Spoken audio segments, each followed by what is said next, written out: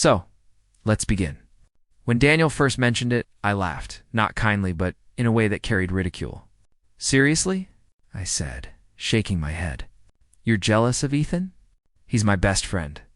We've been close since college. You're being absurd.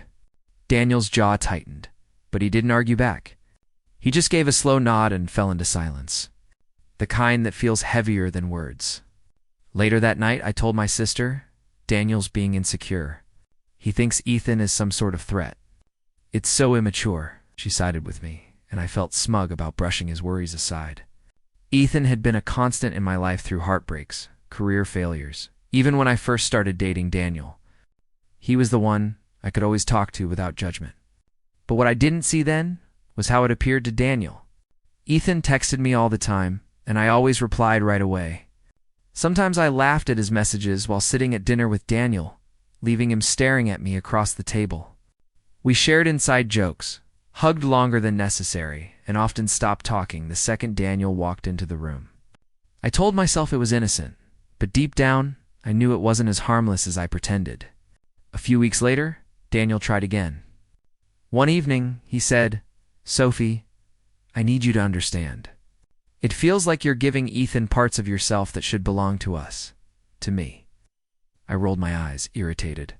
"You're overreacting. He's just a friend. Stop trying to control me."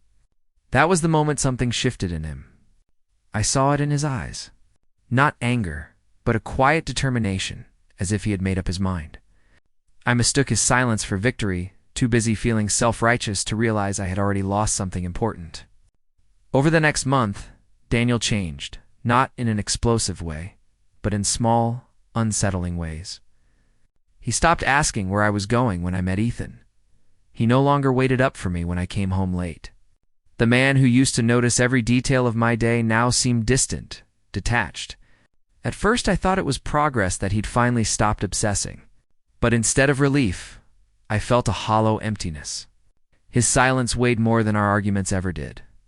Meanwhile, Ethan remained a constant presence, texting, calling, inviting me out. Out of spite, I leaned into him more. If Daniel didn't care, then fine.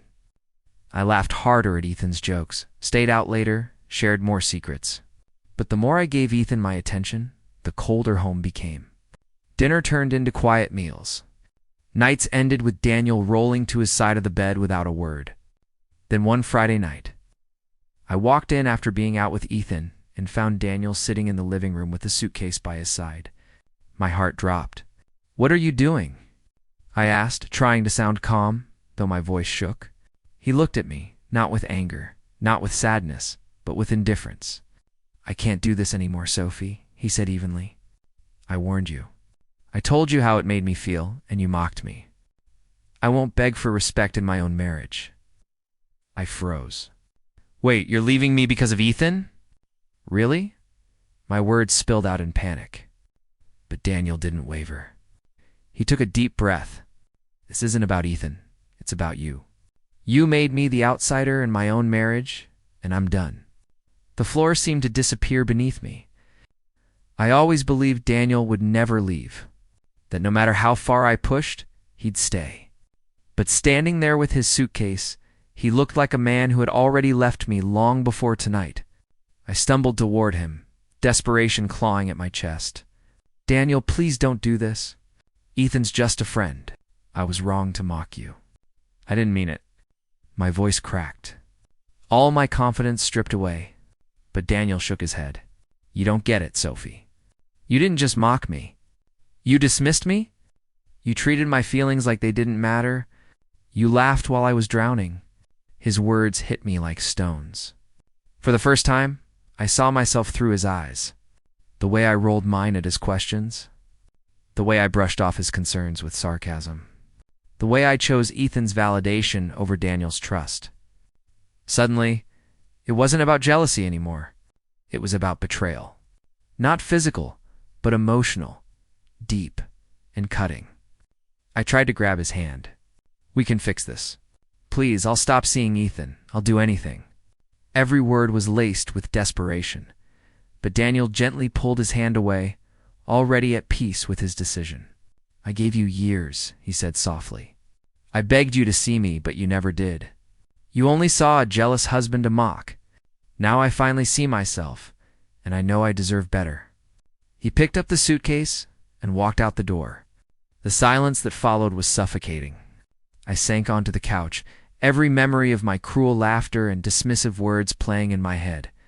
Ethan's name flashed on my phone, but for the first time, I didn't care.